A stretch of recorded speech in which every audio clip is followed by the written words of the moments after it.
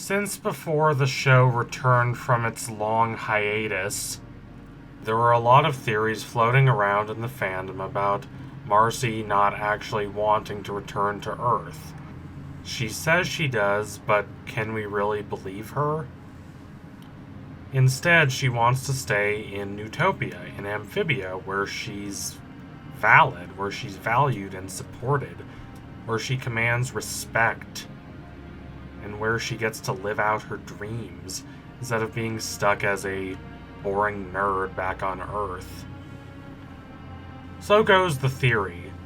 I was quite skeptical about this theory for a long time, and looking back at it, I'm not quite sure why I was so skeptical.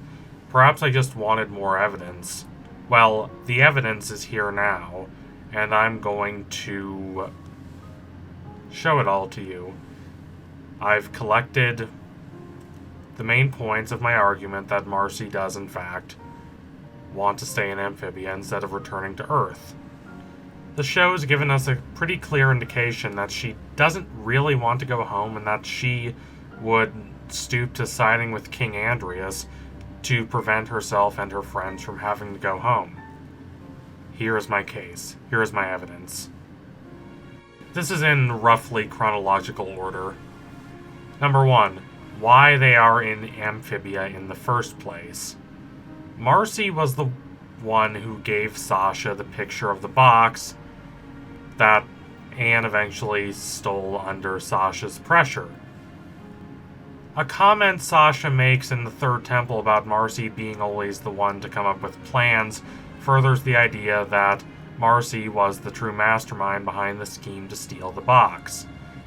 Now, this does not necessarily mean that she knew what was in the box, and that she knew it would take them to Amphibia, but given her penchant for doing a lot of research, and given all these other clues I will present, it is a hypothesis that we should consider. Number 2. Marcy at the gates. Anne presents Marcy as the clumsiest person she knew, someone that she always had to take care of. This is perhaps not the most optimistic way to describe one of your two closest friends, but it does seem to be rather accurate. Marcy, from what we've seen in flashbacks, was indeed quite clumsy, and she's not anymore. She's bold and adventurous. When Anne still, even in this world, doesn't trust her to handle the Ant Queen, Marcy becomes quite annoyed. She's a different person in this world, a more capable person, and she knows that, and she revels in it. She really loves who she is here in Amphibia. It allows her to live out the fantasies she's always had about being the hero of the game she's loved. She makes quite a few comments in Marcy at the Gates comparing living in Amphibia to the RPG she loves, and this is not the last time this happens. In New Wartwood, she says that people are just another puzzle to solve. And when, in Bessie and Michelangelo, she's convincing Anne to try out all these new outfits, she encourages Anne to live the fantasy and embrace that role-playing attitude. Because that's what she does. That's how she approaches this world. Marcy is an RPG geek, and she gets to live out that fantasy in Amphibia. She actually brought her system to Amphibia with her, as demonstrated by how she offers to give it to Anne and the Planters, but she doesn't use it herself. This is quite the opposite of how she acted back home. The difference is that she doesn't need that system. She can live it in real life, and that's quite a powerful draw for her. Number 3, Marcy's solipsism.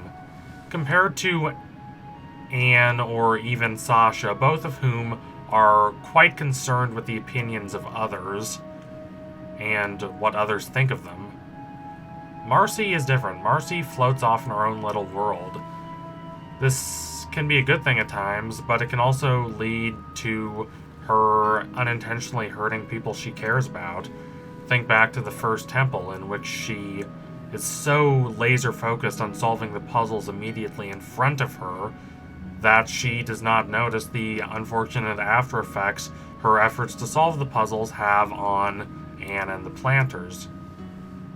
Back home, she was very shy and very introverted, and in Amphibia, she's completely the opposite. She's very extroverted, very excitable, but she still has some of that shy introvert aversion to real human connection. She doesn't really get people. In New Wartwood, she really believes that if she just improves the town, people will automatically like her. She doesn't want to deal with the hard truth of human emotion and all its infinite complexities, and she's conflict averse. This is not the best combination. You could say that if she wanted to stay in Amphibia with her friends, she could just ask them, but that would risk starting conflict. That would risk disagreement. That would risk making her seem selfish, and she doesn't want any of that. So she's trying to be clever and evasive and contrive a situation in which the blame doesn't fall on her, but she gets to stay in Amphibia with the friends that she really does care about. Number 4, Andreas' offer to Marcy in the aquarium episode. It's worth paying attention to the precise language that he uses. Marcy is heartbroken at the end of this episode because Anne and the planters have gone off. She experiences a similar situation to that which befalls Sasha, as in, Anne chooses the frogs that she's known for just a couple months at most over her best friend for life. Which, yeah, that's cutting. While Marcy, unlike Sasha, would not admit that this causes her pain, it probably does. It probably creates in her a lot of pain and isolation. So this brings us back to what Andreas says, what he precisely says, which is that it's so sad when friends leave you. This only would make sense for him to say if his proposition to Marcy involves something that would allow her and her friends to stay in Amphibia. She would get to have them with her forever. They wouldn't keep leaving her. She wouldn't have to just try and chase after them. They would all be there with her in this world. Number 5, the True Colors promo. This is a 30-second promo for the grandiose Season 2 finale, and we see Marcy exactly once. And it's a really short shot of just her back. She's not in the promo hardly at all. There are only 2 possible explanations for this. Number 1, she has a very minor role in the episode. Number 2, she has a very major role in the episode, and the show just doesn't want to give away what that role is. I find the latter option much more likely, and it would only make sense considering the other clues we've discussed for that role to be contriving a way for the 3 of them to stay in Amphibia. Number 6, the Third Temple. These last 2 pieces of evidence are the most suspicion-creating.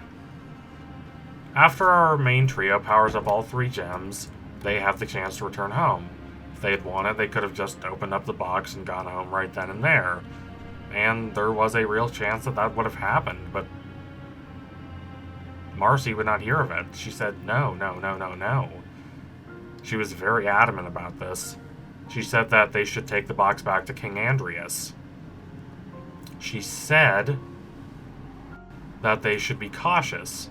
And this is coming from Marcy, not a cautious person, not someone who usually defers to authority. The only logical explanation, in my mind, for her acting like this is if the plan is not just for King Andreas to use the box to return them to their world. Thus, I think that she knows Andreas' intentions. Not all of them, necessarily, but to a certain degree, she does know what he's scheming, and she knows that his scheme involves keeping the 3 of them in Amphibia. Number 7, the scowl. This one is very important but very subtle. At the end of the Battle of the Bands, Anne makes this little speech to the mayor about how the next day they will go to Newtopia and use their lovely box to return home, under the guidance of King Andreas. This should be a joyous occasion, because this is what they have said they wanted since they arrived in Amphibia. And sure enough, both Anne and Sasha are very happy about this. Not completely jubilant, I mean, they're still leaving behind people they care about, but they're still more happy than unhappy. Marcy, however, is scowling. She is not happy at all with this development. She does not want to return home. That is not something that appeals to her at all. Instead, she wants all of them to stay in Amphibia. Positioned all together like this, I think the evidence is pretty overwhelming. So thank you all for watching. If you liked what you saw today, don't forget to like, comment, and subscribe. Donate to my Patreon if you can and you want to see more videos like this. Keep watching Amphibia. It's a really smart show, really clever, and it's only getting better with time. I can't wait to see what they do with these characters in this world, and especially with Anne, Sasha, and especially Marcy. There are going to be a lot of really interesting decisions made in the season finale. Well, anyway, tune in soon for my next analysis. It will be coming soon. Promise you that. Thank you all again. Adios, comrades.